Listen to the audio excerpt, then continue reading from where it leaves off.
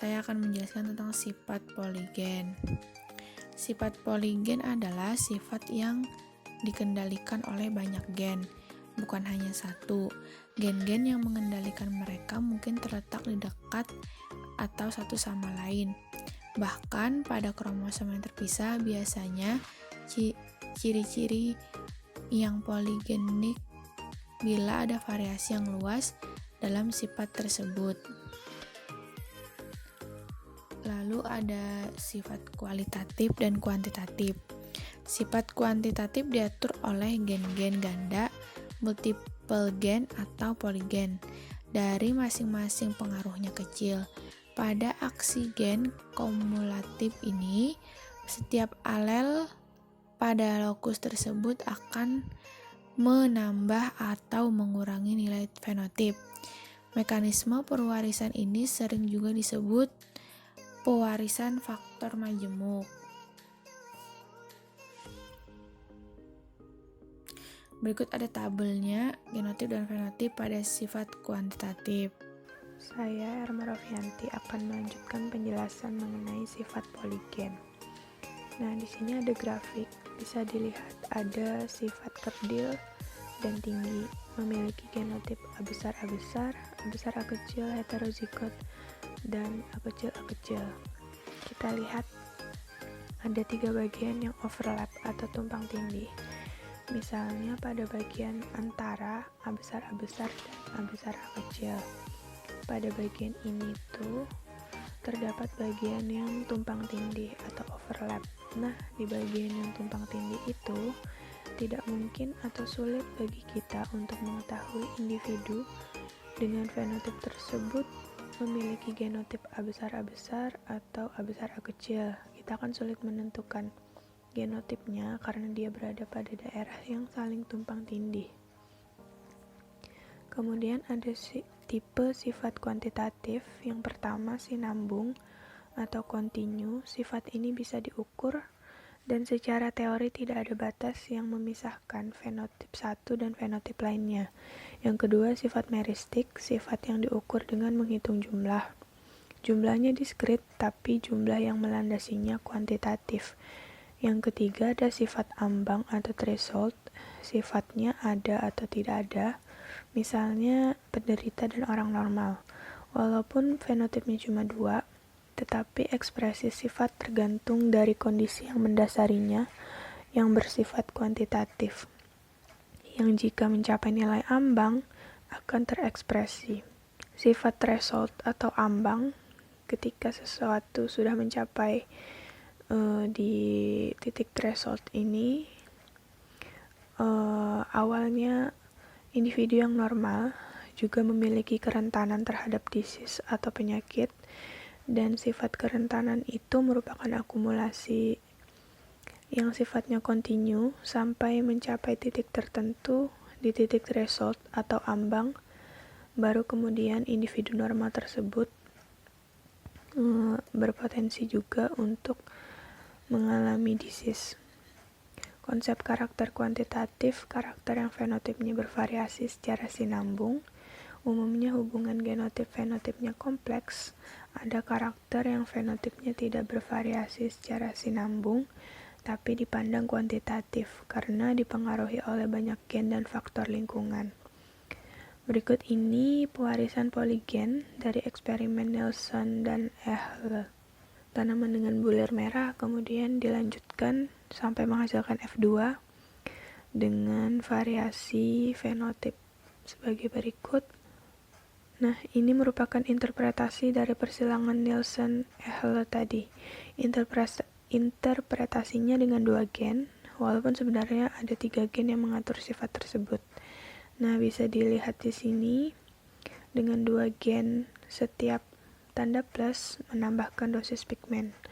Jadi misal A+, B+, B+, dosis pigmennya ada 4, menghasilkan fenotip bulir berwarna ungu. Begitu sampai ketika tidak ada gen plusnya, berarti dosis pigmennya 0 yang menghasilkan fenotip berwarna putih.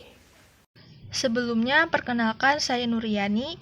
Jadi di sini saya akan melanjutkan presentasi dari teman saya mengenai pewarisan poligen eksperimen Nielsen-Ehle. Dari eksperimen tersebut, Nielsen-Ehle melakukan percobaan terhadap biji gandum, di mana hasil persilangan gandum berbiji ungu dengan gandum berbiji putih akan menghasilkan generasi penotip 1, yaitu gandum berbiji merah. Nah, di mana warna merah yang dihasilkan tidak sama dengan warna pada induknya. Bisa kita lihat hasil gandum berbiji merah itu diubah menjadi sederhana dan menghasilkan kombinasi. Selanjutnya, ini merupakan hasil kombinasi dari gandum berbiji merah. Nah, hasil perkawinan sesama penotip 1 akan menghasilkan keturunan penotip 2 dengan perbandingan penotip merah banding putih sama dengan 15:1. Selanjutnya,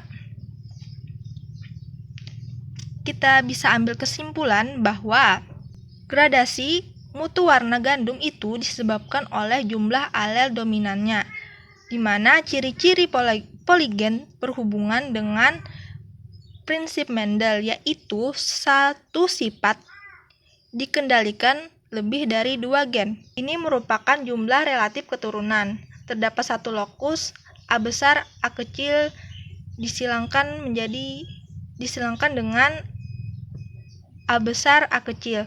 Yang kedua, ada 2 lokus A besar A kecil B besar B kecil disilangkan dengan A besar A kecil B besar B kecil. Terus terdapat 5 lokus A besar A kecil B besar B kecil C besar C kecil D besar D kecil dan E besar E kecil disilangkan dengan A besar A kecil B besar B kecil C besar C kecil D besar D kecil E besar E kecil. Nah, itu merupakan kelas penotipnya. Di sini saya akan menjelaskan tentang keterwarisan atau heritability.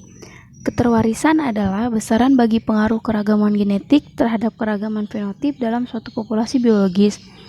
Besaran ini tidak berdimensi dan dinyatakan dengan nisbah atau rasio dari 2 varian atau ragam.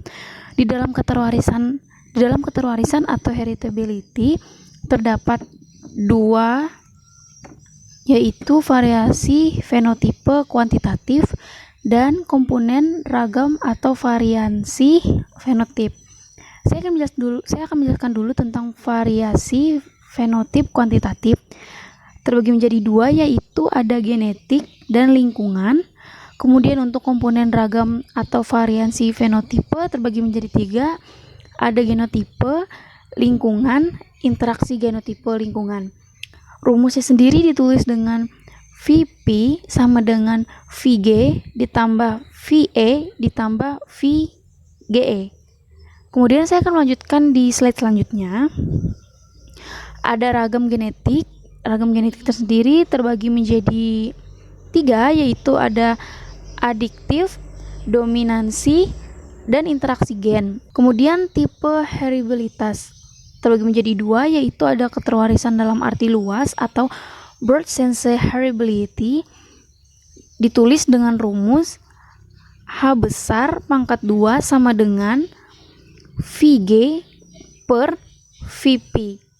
Kemudian ada keterwarisan dalam arti sempit atau narrow sense heritability, itu ditulis dengan rumus H kecil pangkat 2 sama dengan VA per VP. Saya Puja Nacia akan menjelaskan mengenai keuntungan heritabilitas. Heritabilitas sangat penting untuk seleksi sifat-sifat poligenik. Keuntungan heritabilitas yaitu yang pertama, prediksi penotip keturunan berdasarkan penotip tetua. Yang kedua, bagaimana suatu sifat berespon terhadap seleksi. Heritabilitas memiliki keterbatasan. Keterbatasan heritabilitas tersebut adalah yang pertama, tidak menginformasikan seberapa besar suatu sifat ditentukan secara genetik. Yang kedua, tidak dimiliki oleh individu.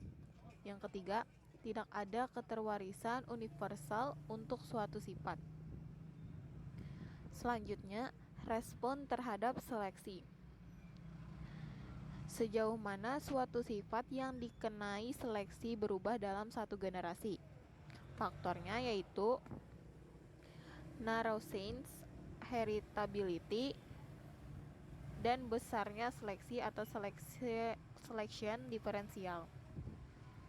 Respon seleksi memiliki rumus yaitu R sama dengan H kuadrat dikali S, di mana R adalah respon seleksi, H kuadrat adalah heritabilitas atau heritability, S adalah selection diferensial atau diferensi seleksi. Baiklah, kita akan melanjutkan slide berikutnya yaitu G.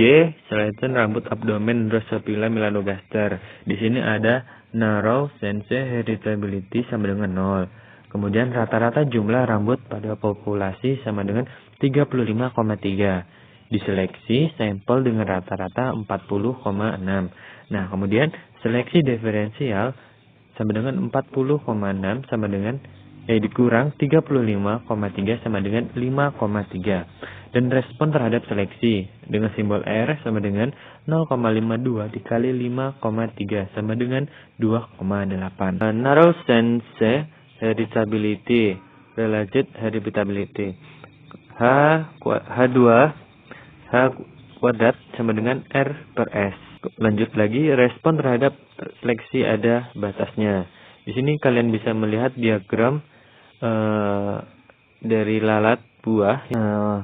Itu kita bisa lihat pada diagram ini ada mengalami peningkatan dari control line sampai ke seleksi line, di mana awalnya itu ada 40, kemudian terus naik sampai ke 80,5.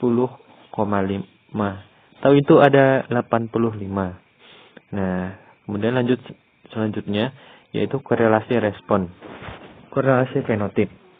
Korelasi genetik adalah proporsi varian yang dimiliki oleh dua sifat karena berbeda penyebab genetik. Korelasi antara pengaruh genetik pada suatu sifat yang berbeda yang memperkirakan tingkat pleiotropi atau tumpang tindih kausal. Korelasi genetik menyeratkan bahwa efek genetik pada suatu sifat tidak tergantung pada yang lain. Nah, sementara korelasi satu menyeratkan bahwa semua pengaruh genetik pada kedua sifat itu identik. Nah, kemudian lanjut korelasi lingkungan. Nah, di mana lalat buah mudah berkembang biak dan didukung oleh iklim yang ideal. Secara umum, lalat buah akan bertambah seiring bertambahnya curah hujan. Curah hujan berpengaruh terhadap pembuatan tanaman inang dan masa pembuahan banyak terjadi saat hujan sering terjadi. Baiklah, kiranya ini presentasi dari kami. Salah hilaf mohon maaf. Wassalamualaikum warahmatullahi wabarakatuh.